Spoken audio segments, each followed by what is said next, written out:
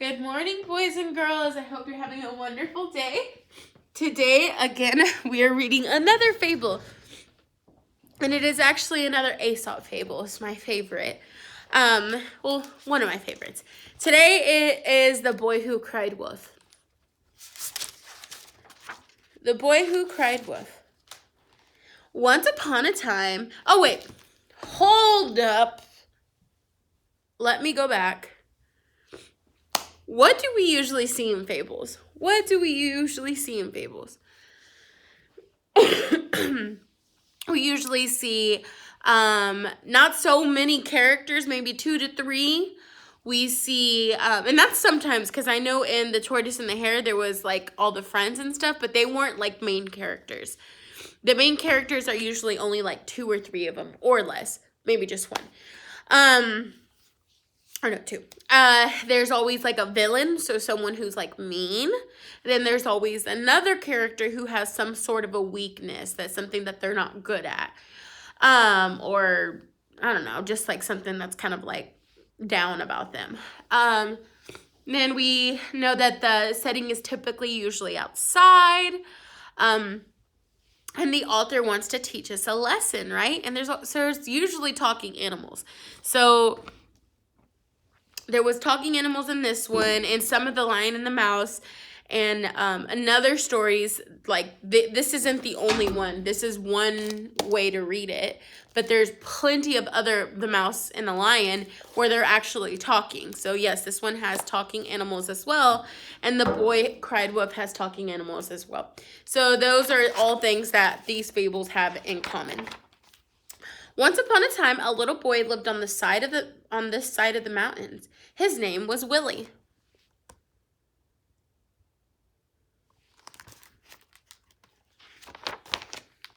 On the other side of the mountains, a wolf lived in the lap of luxury. That means like top notch, like super rich. He was living his best life. All right. Nobody ever asked his name. The wolf had fine manners for a wolf. Sometimes he put on his dinner jacket.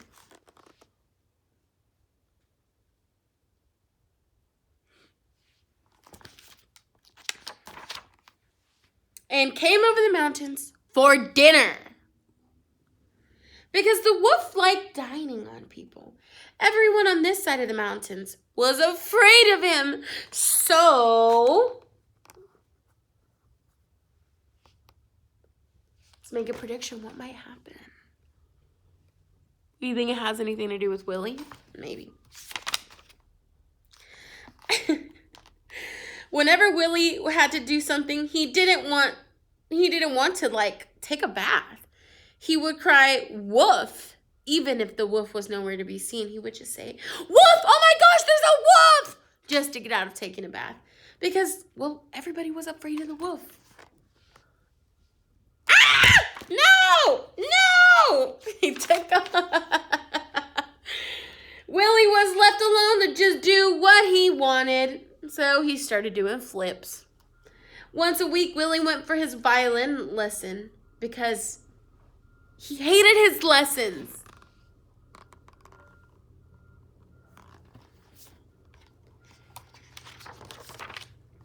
He cried, "Wolf!"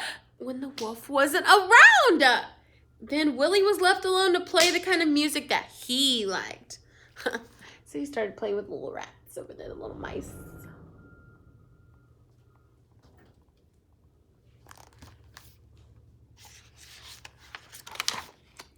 Sometimes Willie even cried "Wolf" just for the fun of it. Wolf! One day, Willie was riding in the mountains when the wolf jumped out from the rocks. Oh, he's going to cry "Wolf." He's going to say "Wolf!" And then what's going to happen?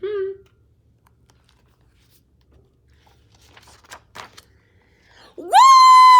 cried Willie. He ran back to the town crying, "Wolf! Wolf! Wolf! Wolf! Wolf! Wolf!"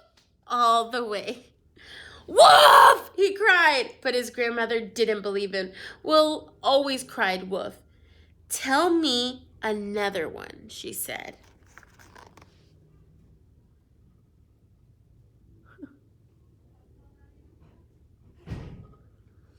I bet you the teachers next to me are probably like, why is Miss Marcia yelling? Is there really a wolf in her room? Wolf! Cried Willie, but nobody listened. Save me from the wolf! Shrieked Willie, but everybody laughed. Willie's crying wolf again, they said.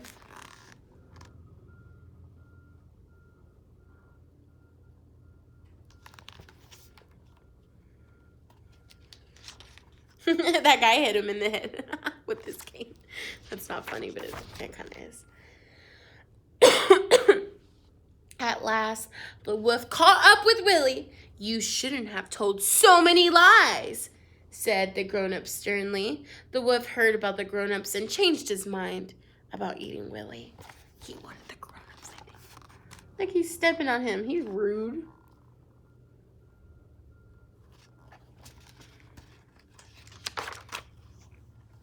He ate the grown-ups instead. Then